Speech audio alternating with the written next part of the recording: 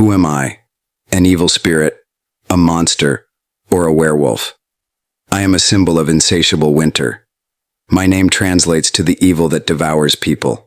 Hello, I am Wendigo, and I am considered the most bloodthirsty creature on our planet. Many think that I am just a legend, but no, here I am before you, ready to tell you my story. What I am may not please you. I feel no guilt or conscience. I am devoid of all emotions, left only with a monstrous hunger. My sole food is humans, and despite the emaciating hunger, it is impossible to satisfy it by killing and devouring. I constantly seek new victims, even when they are no longer among the living. I meticulously prepare for the long winter, stocking supplies in dark places like caves and abandoned mines. Stories about me began in the 15th century, portraying me as a werewolf or a devilish cannibal. There is truth in these tales. I usually attack at night, pursuing hunters and travelers in the forest. The height of my rage occurs during harsh, freezing winters.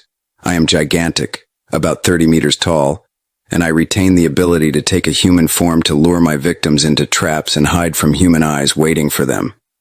I can also transform into a deer, making it easier to surprise people, especially hunters, as the cold sets in.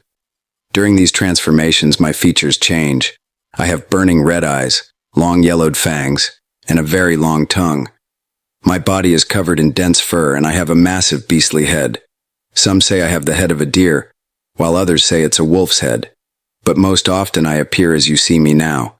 If you hear my voice on the wind, calling you by name, it means I have chosen you as my next victim. The one who hears me will lose their sanity and run into the dark, snowy night, never to return. A syndrome named after me, the Wendigo, has been observed among various Indian tribes in North America and among Eskimos in Alaska.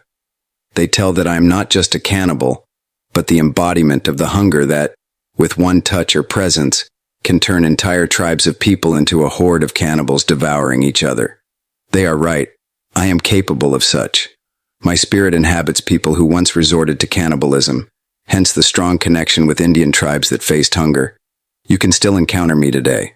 I dwell in the forests and mountains in the northern parts of America and Canada. Many associate the disappearance of hunters and ordinary people in these areas with me. You may not believe it, but even now people sacrifice animals and evildoers to satisfy my hunger. They try to appease me so that I do not enter their settlements. Foolish people think that my hunger can be satisfied. They do not realize how many people disappear in those places where I live. Where did I come from? How did I appear?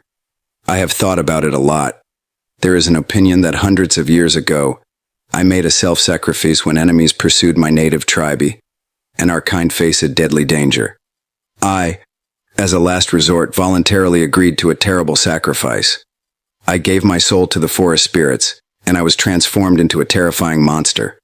I helped my tribe to win, but after fulfilling my duty, I could not become human again.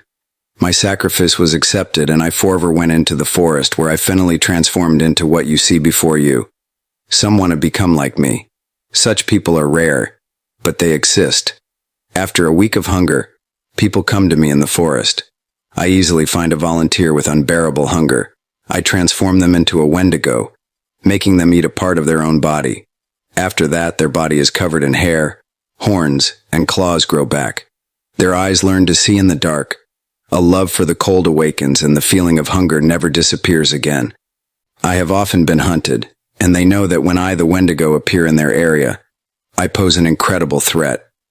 However, there is one secret I wanted to share with you at the end of my story. Beings like me are not alone. There are thousands of us. With you as the hungriest cannibal of the northern forests.